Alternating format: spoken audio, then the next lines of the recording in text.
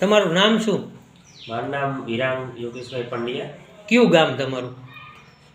પહેલા જામજોધપુર હતો, હાલ અમદાવાદ નોકરીના કારણે રહેવાનું અમદાવાદ છે હાલ. તમને શું તકલીફ શું હતી? મને નવેમ્બર મંથના લાસ્ટ વીકમાં સ્લીપ ડિસ્ક થઈ ગયું હતું કમરના ભાગમાં, લોઅર બેકમાં. તો તે પછી તે સ્લીપ ડિસ્ક સરખું કરાવવા ડૉક્ટરને ત્યાં દેખાડ્યા, જેને ઉપાય પણ સારો કરી દીધો. ત્યાર પછી મને હિપવાળા ભાગમાં આમ તકલીફ રહેવા માંડી, દુખવા માંડ્યો, અને રાઈટ સાઈડનો આખો પગ આમ પકડાઈ ગયો હતો. ટૂંકમાં આમ ખાલી ચડી જતી, થકાઈ જતું, એ રીતના થવા માંડ્યું. તો ત્યાં એક ડૉક્ટરને દેખાડ્યા, અને એ ડૉક્ટરે MRI કરાવ્યો, સ્કેન કરાવ્યું આખા, અને ઊંચા ભાવનું ઉતરી ગયા એમ આપણે. ને એ પછી ડૉક્ટરે કીધું કે ગાંઠ થઈ છે ને નસ હાડકા નીચે દબાઈ છે, જેના કારણે સર્જરી કરવી પડશે. ને એનો ખર્ચો બહુ હાઈ થતો હતો. અંદાજે કેટલો ખર્ચો કીધો હશે? અંદાજે અમદાવાદમાં ખાલી ડૉક્ટરે સર્જરીનો ઇનિશિયલ ખર્ચો 75,000 કીધા. 75,000 રૂપિયા ઇનિશિયલ, ખાલી સર્જરીનો? બીજા ખર્ચ અલગ? બીજા અલગ, જેમ કે દવા થઈ ગઈ, ફિઝિયોથેરાપિસ્ટ થઈ ગઈ, એ બધા ખર્ચા અલગ અલગ. હા. અને એ પછી સેકન્ડ ઓપિનિયન માટે એવી રીતના મેં બીજા 4 ડૉક્ટરને અમદાવાદમાં જ દેખાડ્યા. હા.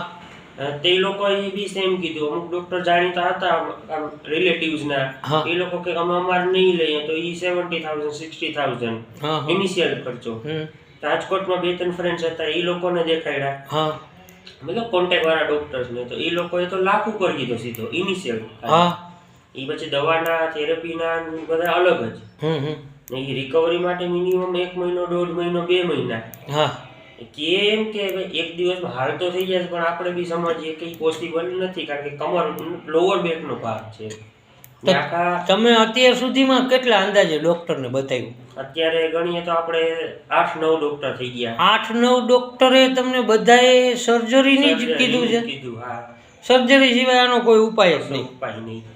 તે પછી તમે અહીંયા નક્ષ કુદરતી ઉપચાર કેન્દ્રમાં અમારી પાસે બતાવવા આવ્યા, બરાબર? હા, તમે ફેસબુકમાં વિડીયો ને બધું જોયું, અને તમે અમારા પહેલેથી ફેસબુક ફ્રેન્ડ છો, એટલે તમે બધી માહિતી એમાં લેતા, એટલે તમે અહીંયા આવ્યા. તો અહીંયા તમારી પહેલી ટ્રીટમેન્ટ અંદાજિત ગયા શુક્રવારે આપણે કરી, શુક્ર શનિમાં, બરાબર છે? આજે 8 દિવસ થયા. 8 દિવસ, 1 વીક પછી. 1 વીક પછી તમે પાછું બીજા સિટિંગમાં આવ્યા છો.